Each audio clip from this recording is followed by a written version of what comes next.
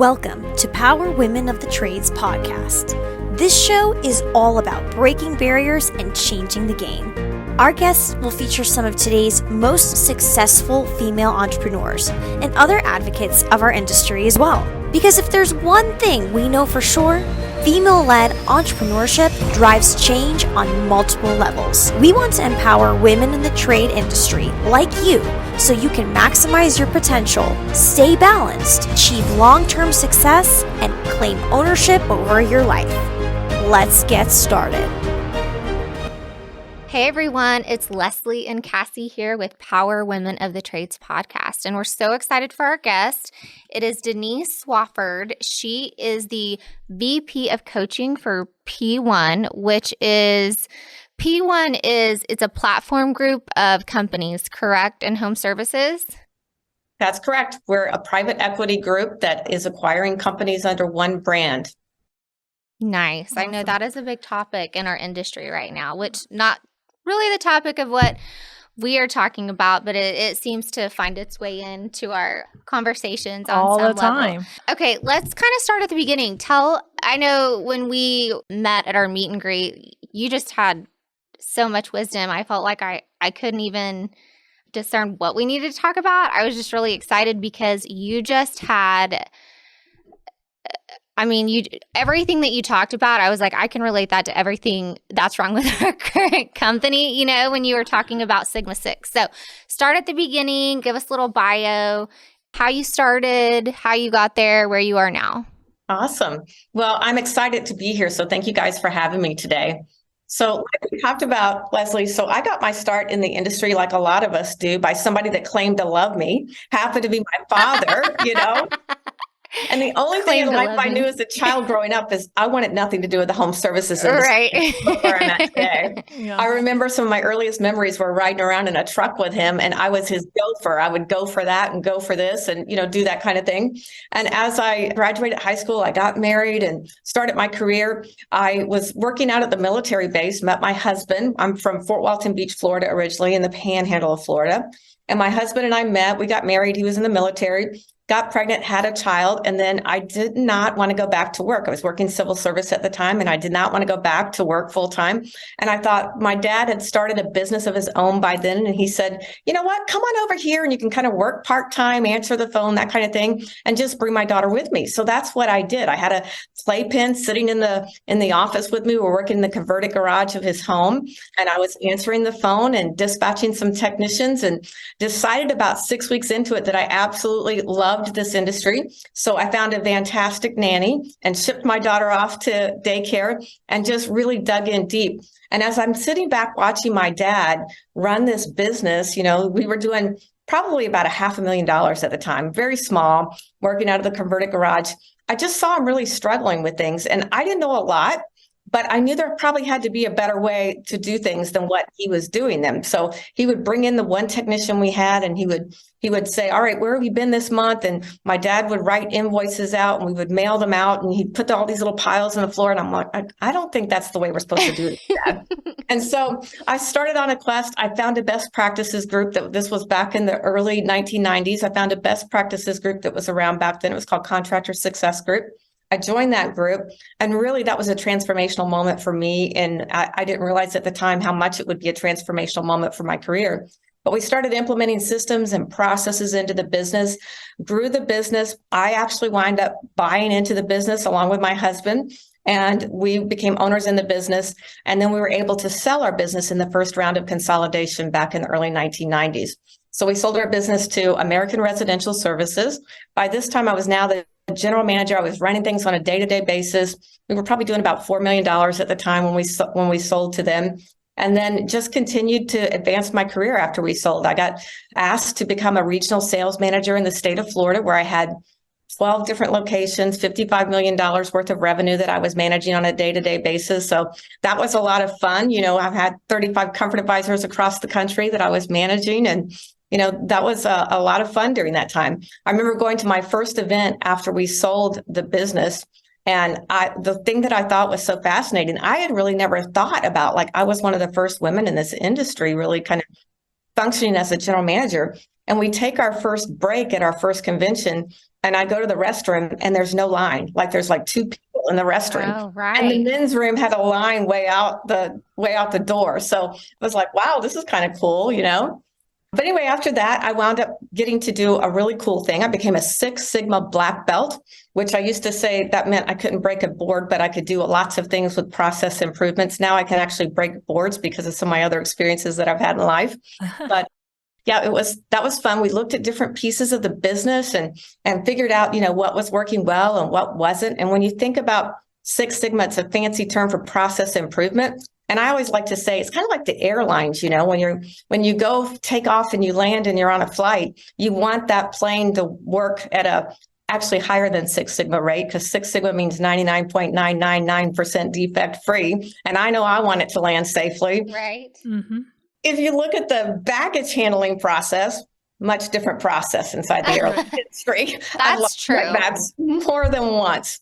So that was a lot of fun. I did a really cool project during that time where we were able to recoup about $12 million in annualized revenue from that first project that I did. So that was fun and exciting. After I did that, I got a call from Jim Abrams, who I had met at Contractor Success Group.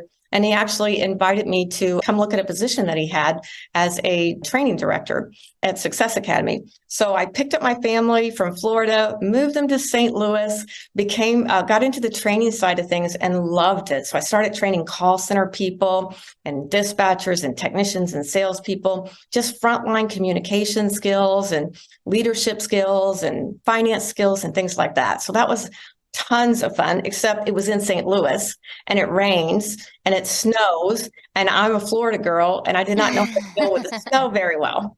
So a few years went by and Jim started his franchise division, which was 1 Hour, Ben Franklin and Mr. Sparky. And so he invited me to join the team there as the vice president of franchise operations. And so had the honor of doing that. And that was tons of fun as well. I got to do some things there that never thought I would have the ability, to do. And then from there, after that company sold to a utility company, I left and went to work for Nexstar. And I was actually one of the first, I think, 4 or 5 business coaches there. So it was much different than it is today. Yeah. Yeah. So anyway, did that for, quite some time. My dad got sick. I wanted to take some time and spend with him before he passed away. So I got to spend 8 months with him before he passed. And it was time I treasure, but I left Nexstar during that time, made me really sad. But after I did that, I thought I was done for a while. My passion kind of died for the industry. And I had coached a gentleman at the time when I was at Nexstar that by this time had started up another coaching and training organization. And he invited me up for an event. And next thing I know, I'm talking to him and I became one of his business coaches and then eventually his training director, built some really cool training programs there at CEO Warrior. And then recently, the beginning of the year, I had the opportunity to join P1 here. And so it's kind of like life's coming full circle. Right. Now I'm a Nexstar member again. So that's kind of fun for me, Right. Mm-hmm. That's awesome. So what are you doing at P1? What is your role at P1 now? Yeah, so my title is Vice President of Coaching. And so what I do is I work with we call them market area leaders. I work with their companies and themselves as leaders, and I help them with any kind of deficiencies or challenges or things that they have, going on inside the business. We're looking at things from an outside lens a little bit. What can we streamline and make their lives easier? So that's my job really, is to just help them. I've been here in Chicago working with one of our companies for the last couple of months, just digging in deep, working in their call center, working, with dispatch. We're doing some cool things with Service Titan with Dispatch Pro. So just, got my hands on all kinds of things here that I'm enjoying. That's awesome.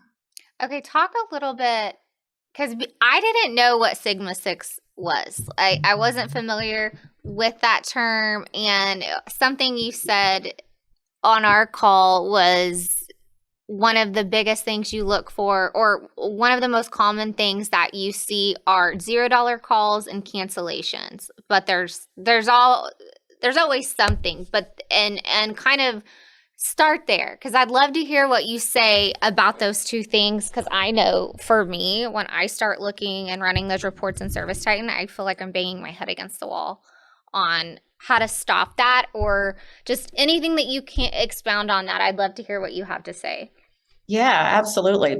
So my first project was looking at our business at ARS and going, all right, we were looking at things and going, all right, on the plumbing side of our business specifically, people would call us the plumbing problem. They got a stopped up toilet, or they got, water running, or they got something serious going on. There should never be a $0 ticket. Exactly. So why is there?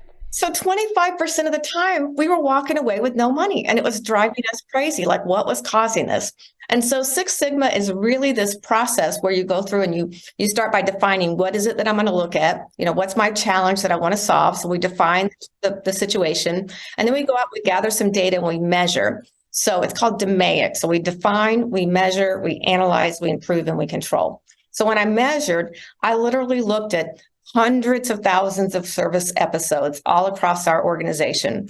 And I looked at, everything from, was it a particular type of plumbing call? Was it a particular, day of the week? Was it a particular time of the day? We looked at all these different, scenarios to try to find anything that was statistically significant about what was causing this. And we did stumble across something kind of by accident when we started analyzing the data. So you want to know what it was? Mm-hmm. So we found out that most of our no money trips happened by our top 25% of our performing technicians, who are all paid performance pay, by the way, after 3:00 on Friday afternoon. Oh, I should have known. I thought you were going to say, okay, maybe it got categorized wrong in Service Titan, or as a duplicate ticket, or callback, or something like that. Okay, say that again. So it was our top 25% performing technicians, so our cream of the crop. Mm-hmm. They statistically significantly no money tripped higher Friday afternoon after 3 p.m. than any other time. And why? They wanted to go home. They wanted to, they had Friday. They wanted to made, and it was on a Friday, right? They wanted their weekend early. So now that we kind of knew this, we had analyzed it, we figured this out. Now we needed to look at, how are we going to improve it? What kind of processes, procedures are we going to put in place to improve it? And so what we discovered when we started analyzing that was it also applied to our AC side of the business too. So we took the solution and we tested a couple of different things, but what we landed on was we actually life-changing stuff here. We picked up the phone and we called the customer while the tech was still there. That's what we did. And so when they would call in through dispatch. Call by call. Is that call by call? Yeah, call by call management. They'd call into dispatch. And if they were closing out with dispatch with no money, on their ticket, or just their diagnostic only fee, that was like a stop, do not pass go. You can't collect $200 kind of thing. They had to talk to their manager and get cleared before they were given another call. And so the manager would get on the phone and he would talk to the technician, find out the scenario. We'd have them put it on speakerphone so the tech could now, talk to the customer and find out, what's holding you back from doing business with us today. And, we'd find out different things. Sometimes it was the price. Sometimes it was they didn't like the guy that was there. Sometimes, it was just they didn't know how they could pay for it. We didn't talk about financing. Sometimes it was just the guy didn't explain it very well because he wanted to leave. He was tired. He wanted to go home. Yeah, he wanted to go home. And so we found by putting that manager, involvement there, we were able to recapture over $12 million worth of revenue on an annualized basis. In our company, in our locations that we owned. And so it was pretty simple. The solution was not complex, Right. After we did that, then it was all about, now we had to figure out ways to control the process. And so, measuring things with tags or inside of Service Titan, or, we had a system where we could see when they were changing, if we were changing the price or we were doing something on a concession to make that job happen. And we could see the conversion rate obviously go up with our guys too. Did you get pushbacks from the tech when you started doing that on 3 p.m. on Friday? I can imagine they thought they were running the show. Now the manager's involved and they're like, oh, we got to stay and actually finish this out. And we didn't roll it out just at 3:00. We rolled it out across the board. So anytime we had one. So yeah, they did it first. But, once they kind of figured out that, ultimately, we're trying to help them too, because they were all performance paid. So it translated into more money for them. And once they figured that out, that was our purpose, was to serve the clients first and foremost at a higher level. And second, help them be more successful in their role. And that was just the way we did business. They adapted it. I love that. Okay.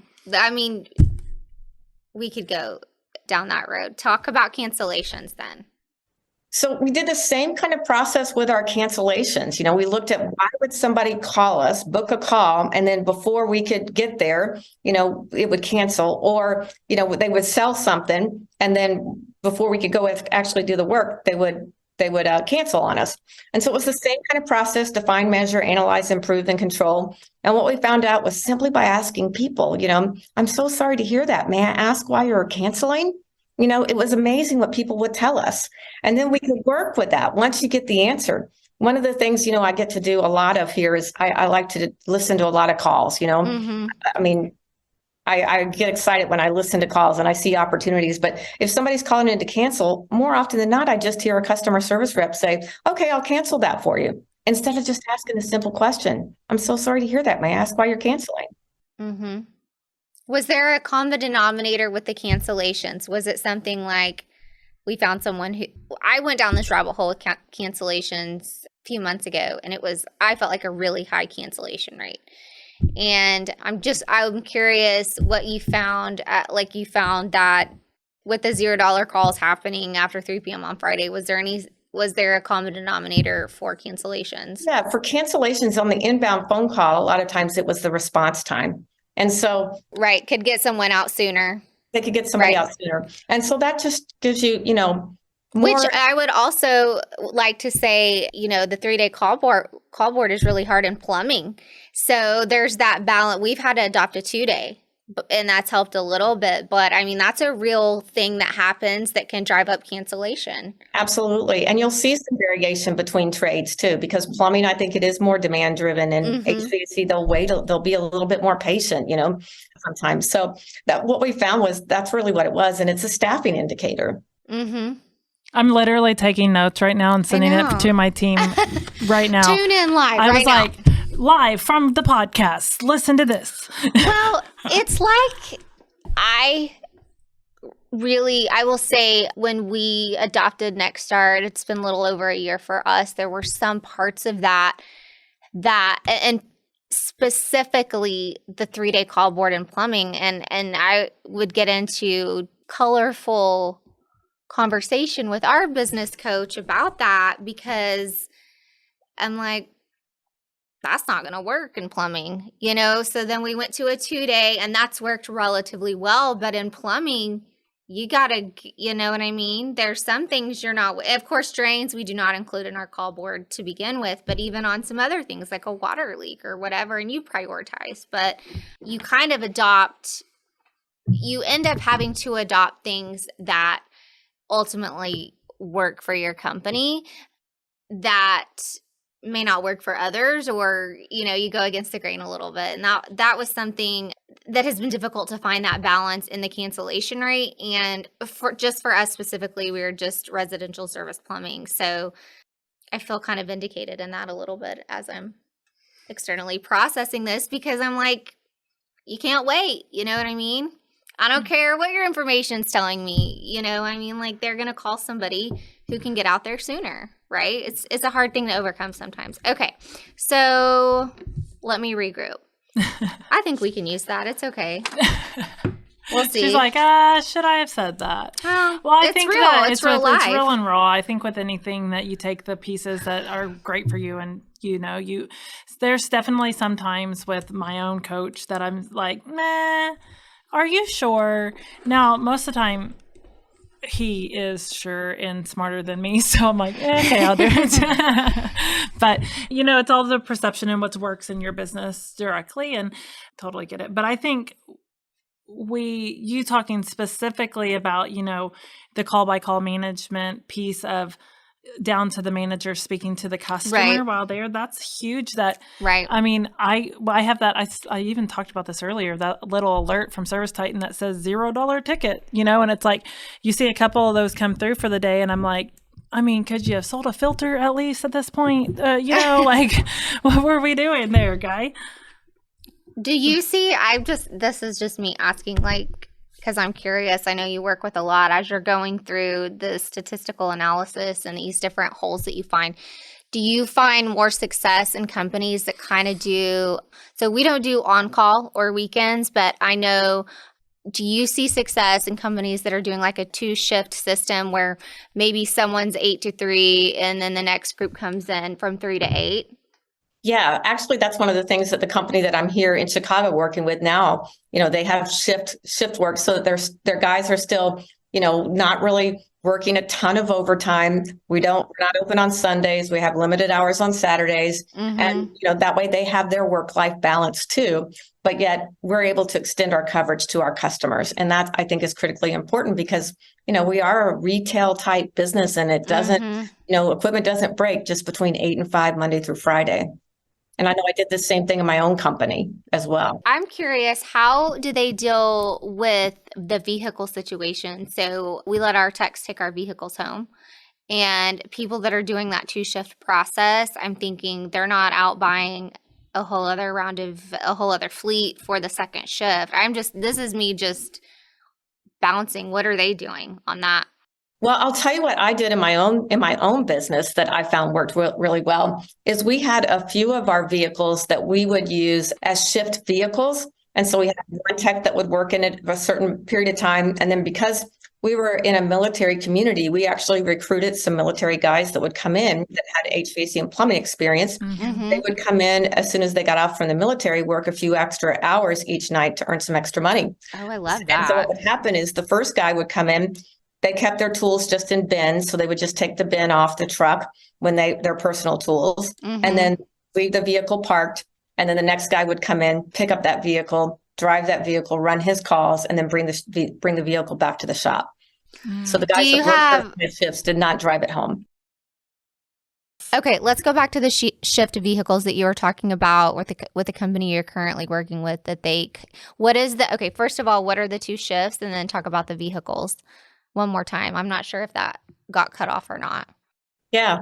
So I'll speak first of all to what I did in my own company, and then what we're doing here at this location. In my own company, we had a select few vehicles that actually worked shift work, and so those technicians did not drive vehicles home. That was not part of their program. So they would come in, pick up their vehicle. They kept all their tools in a bin so that they could just pull the bin off the truck when they came in the afternoons. And then I had some military guys that I had hired from the military base that would come in when they got off their shift. They'd pick up the vehicle usually around 3 or 4 in the afternoon, put their tools on it, and they'd run till 7 or 8 o'clock at night. And so that helped me. And then they'd bring the truck back. And the next morning it would just start all over again. So that helped me get more coverage out of that one vehicle and more productivity out of that one vehicle. So that worked really, really well for us. Here we have people here that start coming in at like 7, and we have some that come in at 7:30. This is a larger organization here, so we'll start 8, 8:30, 9, all the way to 10 o'clock. That gives us coverage into the evenings. So that works well for us, and every one of them has their own vehicles just because they're working a full shift in that way. Okay, so the company you're talking about currently, you have a few. That individual does take the truck home, and I'm guessing their vehicles are fully stocked because you can't get to the part house. So what about having supervisor coverage?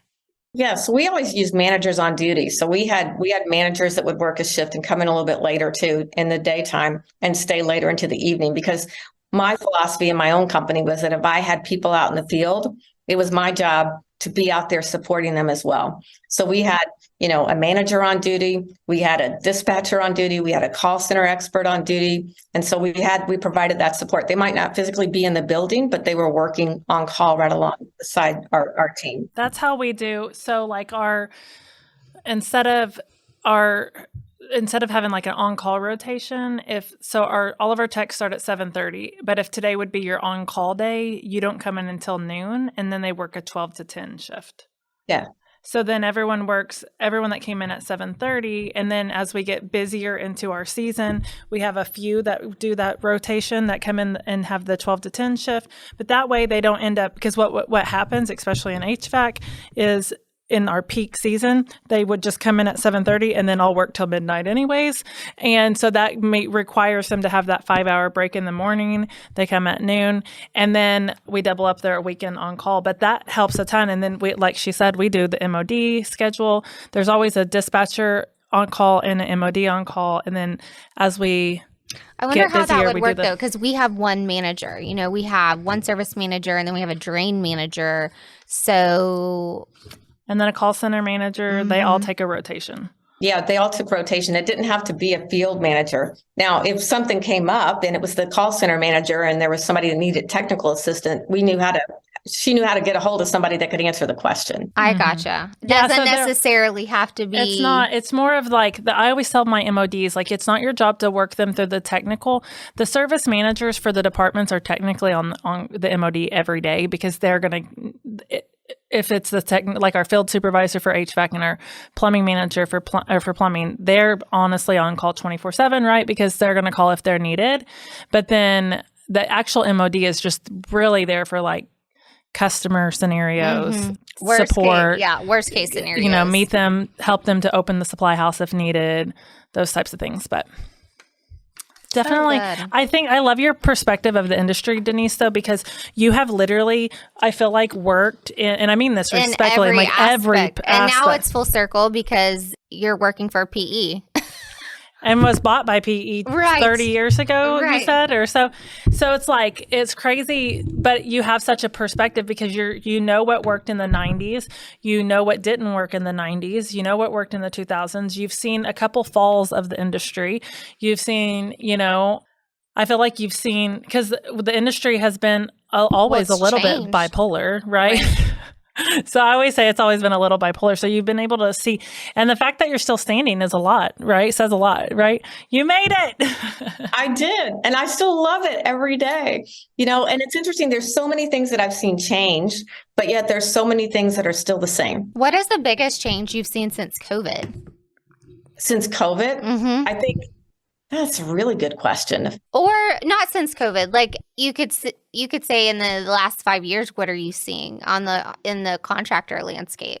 Yeah, I think that I think there's a couple of changes going on. One, I feel like the consumer and the amount of education that a consumer has today versus when I first got started in this industry, very vastly different, right? With the power of the internet and stuff. So that's definitely different. I think buying habits are starting to change a little bit. People are wanting to engage with us in different ways. They don't necessarily always want to talk to a CSR on the phone. They might want to book online themselves, or they might want to chat in, those kind of things I definitely think are changing in our industry. I'm really curious to see what kind of role AI is going to play in all of this too, as that continues, that technology continues to develop too.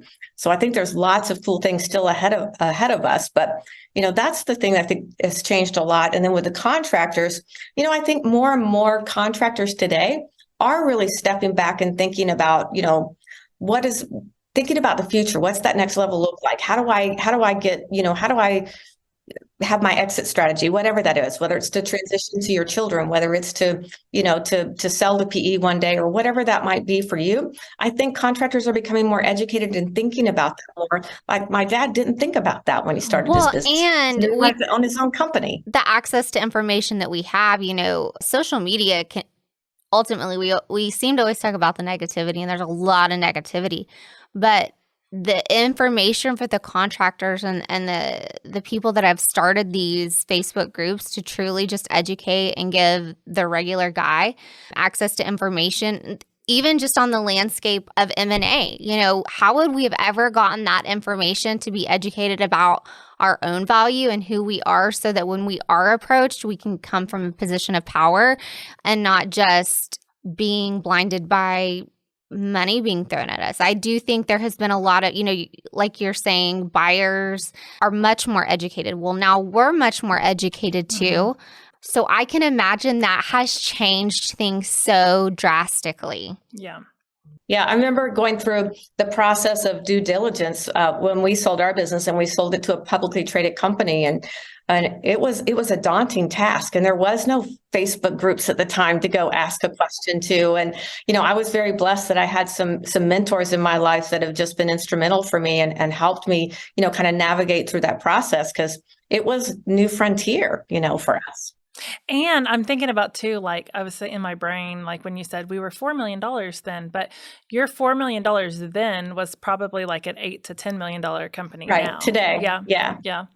So it's so crazy to see the evolution of the industry. And then I feel like I think that one of the biggest holdbacks for a lot of people, I think we're getting better, but the adaptation to technology and change, there's still so many of that old school mentality, plumbers and HVAC techs that are like, well, I've done it like this for 100 years. And it's like, right. You did it like that for 100 years, you know? Well, and they have to change, or it's either they have to change because the market makes them change. They'll either sell or they'll retire, or their people will leave because they haven't changed and there's more opportunity to someone who's been willing to evolve. But even as a technician, there's still technicians out there that are that want to stay a technician, but in the old mentality. And it's like, if you want to be able to carry on your livelihood, you really have to start adapting to there's an expectation the new that world. has to be filled. The new world. There's so much. Yeah. You're so full of wisdom. I know. I was like, we could talk about so many. I just want to ask questions. There's so many things. Especially on, again, be back on on your PE side now, you said you're working more like in the coaching pieces with people. I wondered how that worked at that next step. And then, but still as a Next Star member. So how do those intertwine? Yeah, well, for me, I think I have a little bit of an advantage because even though Next Star's changed tremendously since I was a coach there, I know a lot about the systems and the processes, and I know, how to go look at the website and instead of trying to recreate things on our own, like how to go utilize those resources. And so I feel like a lot of my job too is to help tap them into things that they have access to, as well as, just be there for them, whether it's, I feel like my job is to support them, really. That's what it's really all about is, we're on this mission to continue to grow and to acquire, additional market area leaders and, and then eventually one day, hopefully flip it again, and I think everybody's kind of focused on the same thing. And my job is just to help them along and share whatever knowledge I can share with them along the way. Well, I think you're definitely doing that for the people that's working with you because there's lots of information that you have shared with us that's been insightful for sure. Thank you. Well, thank you so much. Let's talk about if anyone wants to get in touch with you, what would be the best way for them to contact you? Sure. Well, I'll give you my personal cell phone number. I don't mind any phone calls, any questions at all anybody has. They can feel free to reach out. My cell phone number is 941-586-2042. Or you can also hit me up with an email at dswafford, that's DSWAFFORD, at P1, servicegroup.com. Awesome. This is so good. For sure. Well, we appreciate, like she said, we definitely appreciate you taking the time to hang out with us today and share all of that awesome information. Yes, thank you. And we hope to catch up with you soon. Yeah, I'd love that. I love what you guys are doing for the industry. Keep doing it. We need more female representation in this industry. That's for sure. Well, thank you so much, Denise. We'll talk to you soon. All right. Bye. Bye. This has been Power Women of the Trades. Like what you hear so far? Leave us a review in Apple and make sure to listen to our other episodes wherever you enjoy listening to your podcasts. Thanks for listening, and we'll catch you on the next one.